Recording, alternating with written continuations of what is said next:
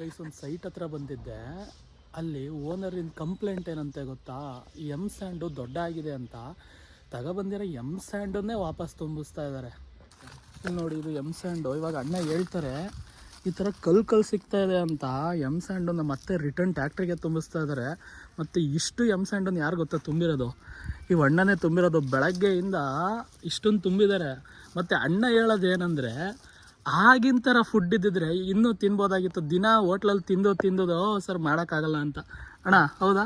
ಹೌದು, hotel food ಏನು ಮಾಡೋಂಗಿಲ್ಲ ವಯಸ್ಸು. ಮತ್ತು ಇನ್ನೊಂದು ಏನು ಗೊತ್ತಾ, ಈ ಅಣ್ಣ ಮಾಡ್ತಿರೋಷ್ಟು ಕೆಲಸ ಸಿಟಿಯವ್ರು ನಾವು ನಿಜವಾಗ್ಲೂ ಮಾಡೋಕ್ಕಾಗಲ್ಲ. ನಾನು 5ರಿಂದ 10 ಈ ಥರ ಗುದ್ಲಿ ಎಸೆದ್ರೆ ಅಷ್ಟೊತ್ತಿಗೆ ಸುಸ್ತು. ನೋಡಿ, ಆ ಅಣ್ಣ 21 ವರ್ಷ ಅಂತಾರೆ.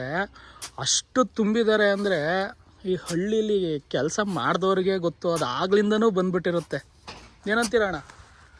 ಹೌದು ಅಣ್ಣ.